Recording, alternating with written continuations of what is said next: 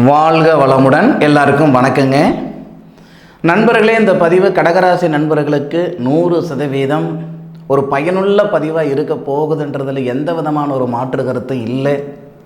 இன்றைக்கி இருக்கிற காலகட்டத்தில் யாராக இருந்தாலும் தானாக கையை ஊனி கரணம் போட்டு தான் மேலுக்கு வர ஸ்டேஜில் இருக்கும்.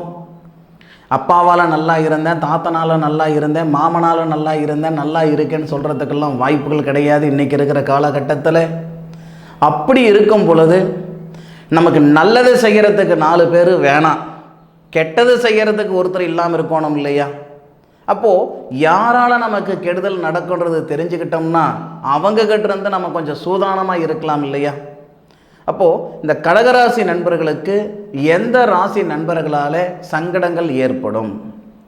பொதுவாக யாரும் யாரையும் சங்கடப்படுத்தணுன்ற நோக்கத்தில் இல்லைங்க. இன்றைக்கி இருக்கிற காலகட்டத்தில் அவங்க வேலையை பார்க்குறதுக்கே அவங்களுக்கு நேர காலம் சரியாக இருக்குது. சூழ்நிலையும் சந்தர்ப்பமும் தான் ஒருத்தருக்கு சங்கடப்படுத்துகிற மாதிரி ஒரு சூழ்நிலையை உருவாக்கும். அப்போது கடகராசி நண்பர்களுக்கு யாரால் அந்த சங்கடம் ஏற்படும்? ஒன்று மன ரீதியாக அந்த சங்கடம் வரலாம், அல்லது பொருள் ரீதியாக சங்கடங்கள் வரலாம், அல்லது பண ரீதியாக சங்கடங்கள் வரலாம்.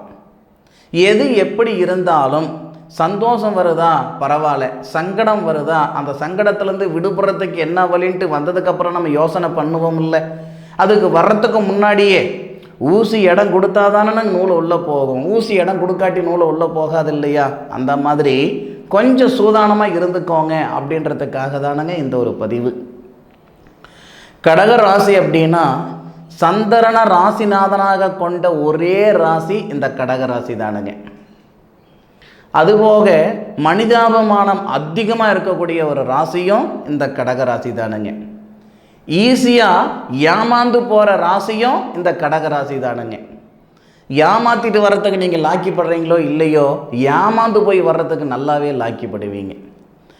பூர்வீக சொத்து பத்து இருந்து தாரவாத்துட்டு வரக்கூடிய ராசி இந்த ராசி தானுங்க. தன்னுடைய வேலை வாய்ப்பை தாரவாத்துட்டு வர்ற ராசி இந்த ராசி தானுங்க. சரி, இந்த ராசியில் இருக்கக்கூடிய நண்பர்கள் எப்படி இருப்பாங்க, வாழ்வாதாரம் எப்படி இருக்கும் அப்படின்னா, பாரம்பரிய விஷயத்தில் ரொம்ப நாட்டம் அதிகமாக இருக்கும். தன்னுடைய தாத்தா ஊரில் ஒரு வீடு கட்டியிருக்கிறார் அப்படின்னா அந்த வீட்டில் இருக்கிறோமோ இல்லையோ அந்த வீட்டை பாதுகாக்கணும், பராமரிக்கணும் அப்படின்ற நாட்டம் அதிகமாக இருக்கும். தன்னுடைய தாத்தா அல்லது தாத்தானுடைய அப்பா ஒரு பொருள் உருவாக்கி வச்சிருக்கிறாரு அப்படின்னா பொதுவாகவே நம்ம பழைய பொருள்னால் நம்ம என்ன பண்ணுவோம்? ஒன்று ஒரு பழைய பொருள்னால் விற்று போடுவோம், எடைக்கு போட்டுடுவோம், டிஸ்போஸ் பண்ணிவிடுவோம், அதுதானே செய்வோம். ஆனால் இந்த கடகராசியில் பிறந்த நண்பர்கள் அப்படி கிடையாது.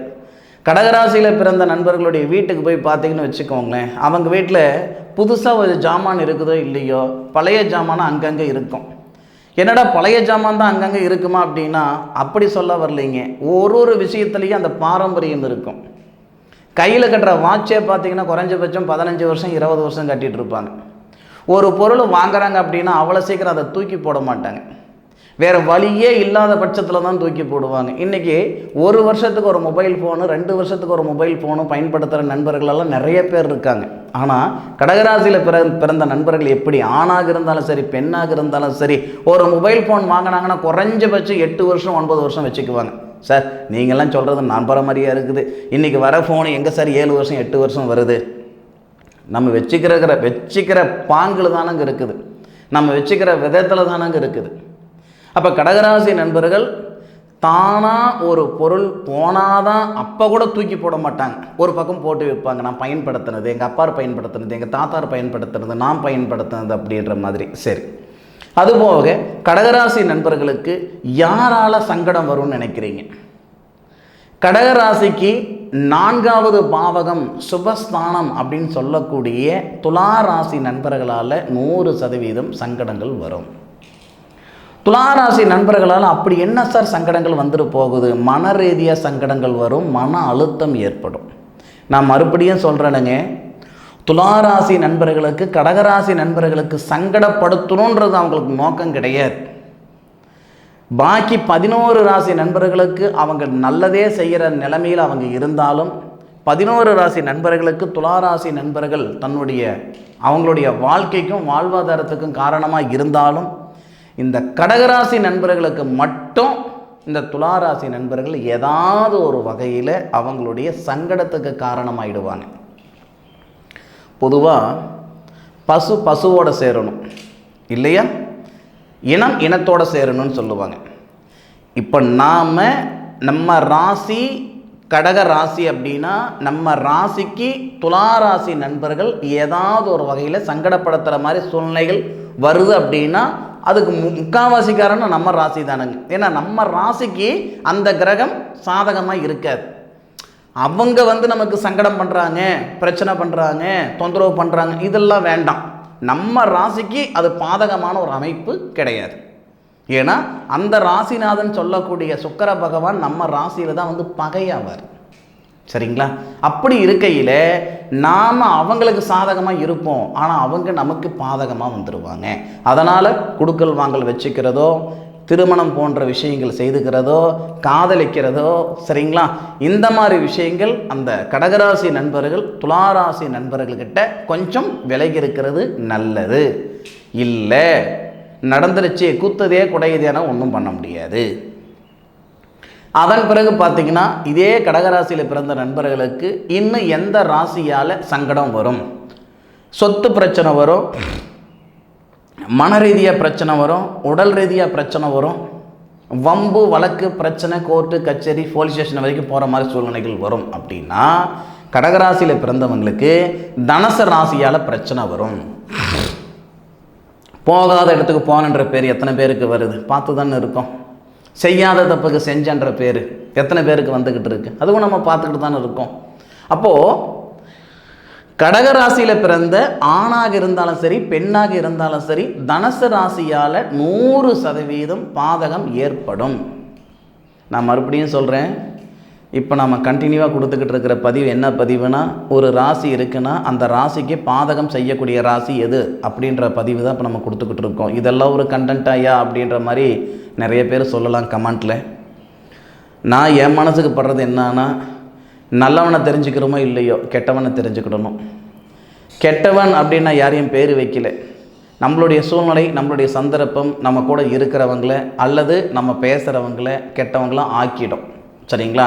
அப்படி யார் ஆக்க போகுது, ஏன் நம்மளால் அவங்க கெட்டவங்களாம் ஆகணும் அப்படின்றதுக்காக நீங்கள் முன்னெச்சரிக்கையாக இருந்துக்கணுன்றதுக்காக தான் இந்த பதிவே தவிர யாரையும் சங்கடப்படுத்தணும் கஷ்டப்படுத்தணும் அப்படின்றது என்னுடைய நோக்கம் சத்தியமாக கிடையாது.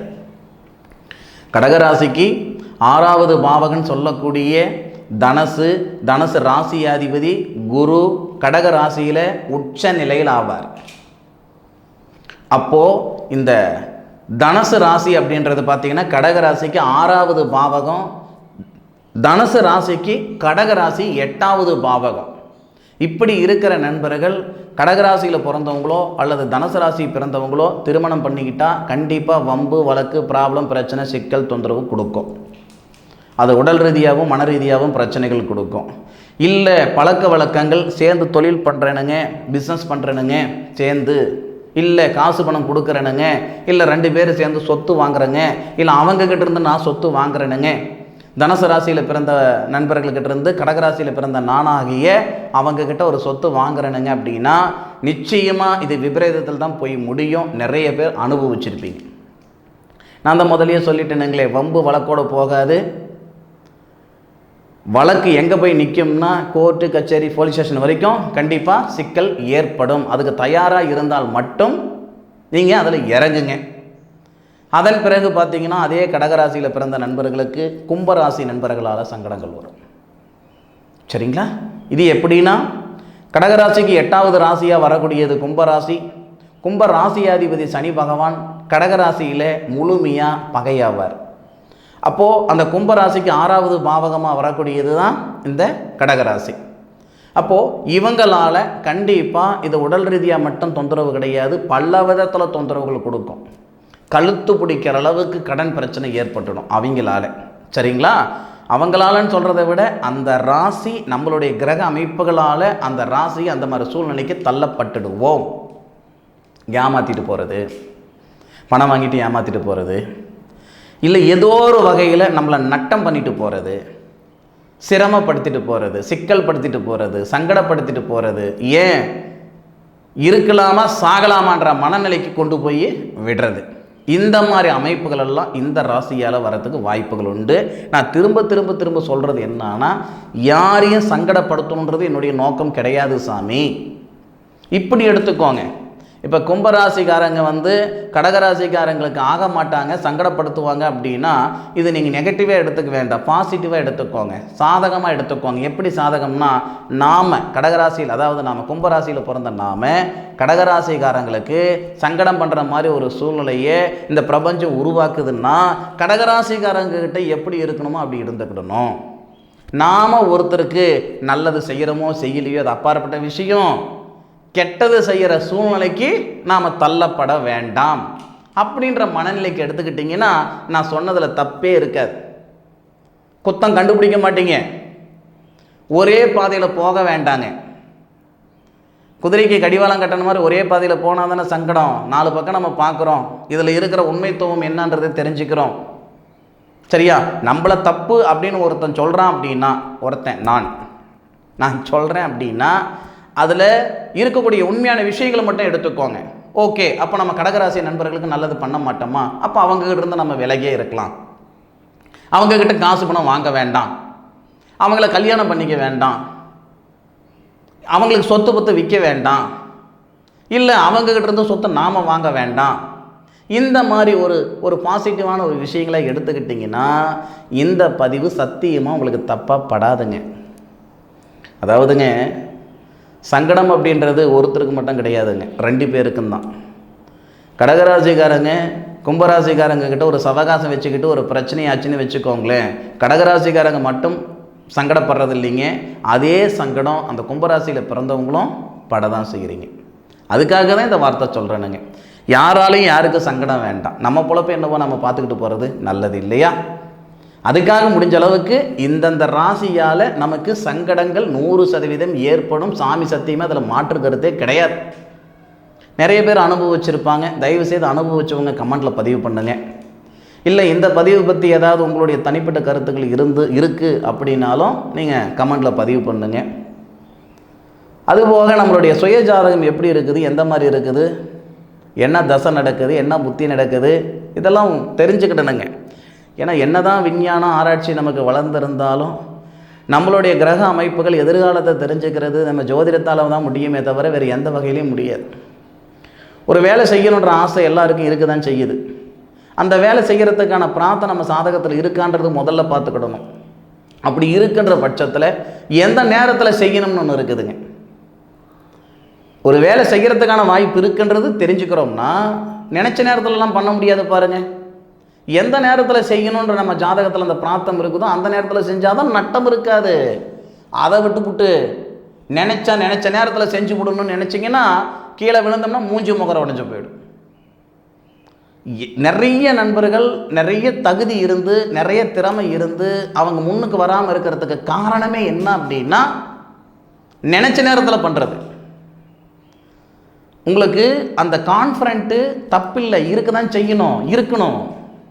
அப்படி இருந்தால் தான் மனசால் அந்த வேகம் இருக்கிறது தான் நல்லதில்லை. வேகம் இருக்கிறது நல்லது தான், ஆனால் வேகத்தை விட விவேகம் இருக்கணும். அதனால் முடிஞ்ச அளவுக்கு உங்களுடைய சுய ஜாதகத்தை கொஞ்சம் பார்த்துட்டு செய்யுங்க, நிச்சயமாக நல்லது நடக்கும்.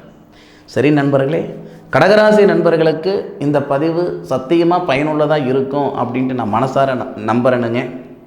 மீண்டும் அடுத்த ஒரு அற்புதமான தருணத்தில் உங்கள் அனைவரையும் சந்திக்கும் வரை உங்களிடமிருந்து விடைபெறுவது உங்கள் வீட்டு ஜோதிட நண்பனான மா காளிதாஸ் மணிகண்டன்.